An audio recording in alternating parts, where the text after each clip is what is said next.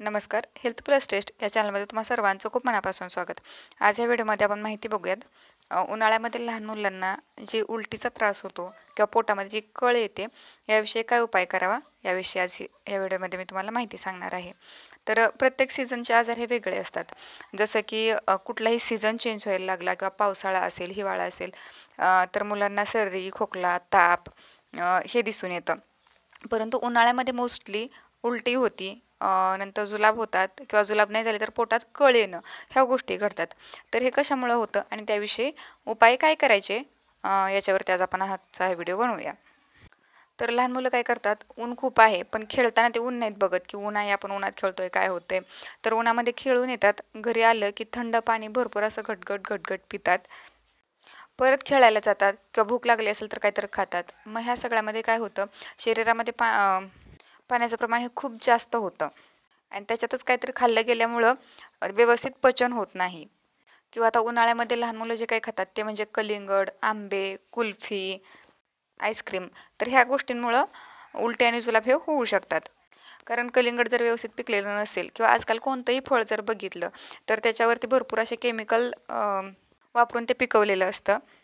कलिंगड वगैरे त्यांना इंजेक्शन देऊन ते फुगवतात, त्यांना कलर आणतात आणि प्रत्येकच लहान मुलाला ते सूट होईल असं नसतं.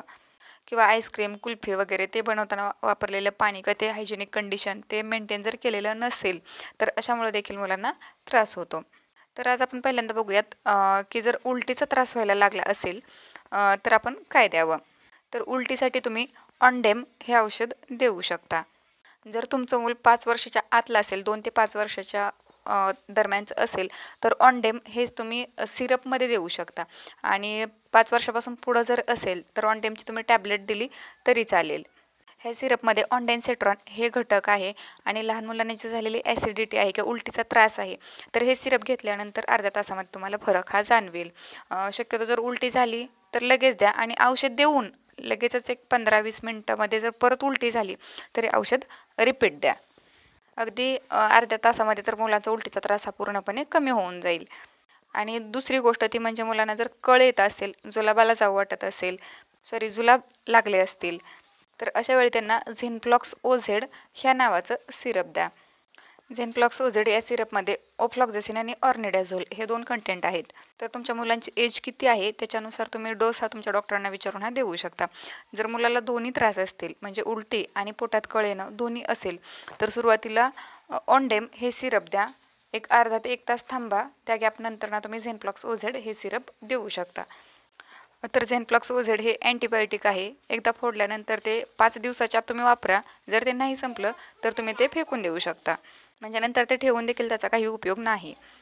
तर झेनप्लॉक्स ओझेडचा साईड इफेक्ट असा आहे की ते खाल्ल्यानंतर ना थोडीशी जिभेची टेस्ट आहे ती चेंज होते, मेटॅलिक टेस्ट होते. त्याच्यामुळं नंतर नेक्स्ट टाईम ज्यावेळेस जेवण करायचं त्यावेळेस मुलं जरा नकार देतील किंवा त्यांना ते जेवण आवडणार नाही. पण दुसऱ्या दिवशी हे सगळं सिम्पटम्स आहे ते कवर होतात. तर जर तुमच्या मुलांना असा जर काही त्रास असेल तर हे सिरप नक्की ट्राय करून बघा.